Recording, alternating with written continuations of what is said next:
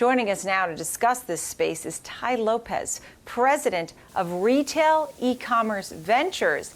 And Tai is a very special guest because Tai's company focuses on taking the names of the brands that we know so well, Pier 1, Dress Barn, right? Those are just a few of the examples, and transforming their businesses into e-commerce focused businesses. Tell me more about this, Tai. Thanks for having me. So we've put together a portfolio of about 6 brands right now.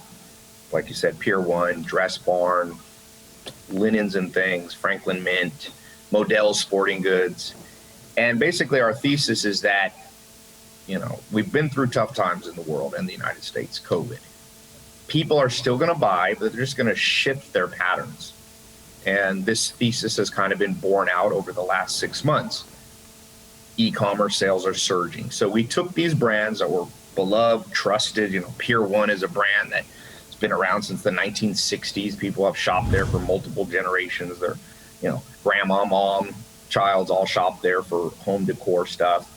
And we've shifted it so you can get the same things conveniently, but pretty much we're 100% online.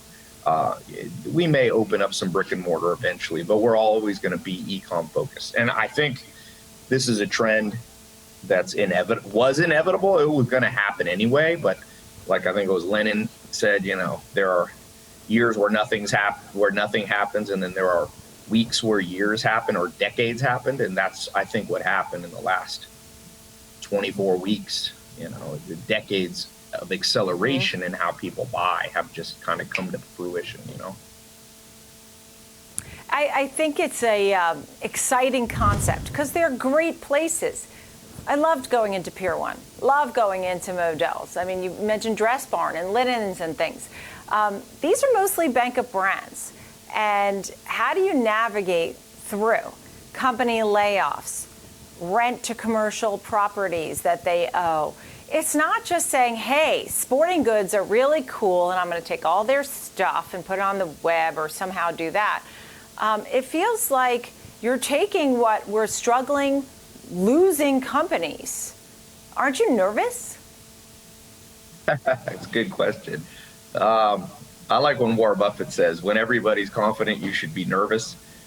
And when everybody's nervous, you should be confident. We're kind of contrarian like that. I think that the brands, when we look and do our due diligence before we buy a brand, you look through the balance sheet, the P&L, it's obvious that what dragged these companies down was high fixed costs in an uncertain world. In an uncertain world, you want to have variable costs, things that can be turned on and off. And e-com is pretty much all variable. Your marketing, you can turn on and off if there's tough times. But the old school model, brick and mortar, you got to pay that rent. And some of these companies had literally just hundreds and hundreds of millions of dollars of rent that had to be paid. And every single day, more people buy on Amazon. And now with COVID, people don't want to go out. So I don't think the brands were ever bad. I think how they distributed their products needed to get with the times. That's how I would say it. Right. So spin it forward for me. People have gotten very comfortable shopping online. And as you know, that's been popular. Do you expect that to really be the way people shop? How are you positioning going forward? Yeah, I always say, the entrepreneur that really took the risk was Jeff Bezos in 1994. He's like, I think people are going to want to buy online. We're 26 years later. I think that anybody that's betting on brick and mortar is really kind of in the buggy whip business, and they're trying to save something that's going to die. I think, it's interesting. I have a farm in Virginia, and there's a barn on the farm from about 100 years ago. And I found out the backstory that it had been purchased in the late 1800s, early 1900s through a Sears catalog, meaning even 100 years ago, people didn't want to go to a store. They looked through a catalog. They said, I want a barn. Right. They sent a check in, and Sears sent them a barn all taken apart on a train. Wow. So I think human psychology has always gravitated. What's easier, and what is easier, going in traffic in Los Angeles or New York to Modell's or Pier 1, or just having it conveniently show up like Right. Amazon at your front door, you know?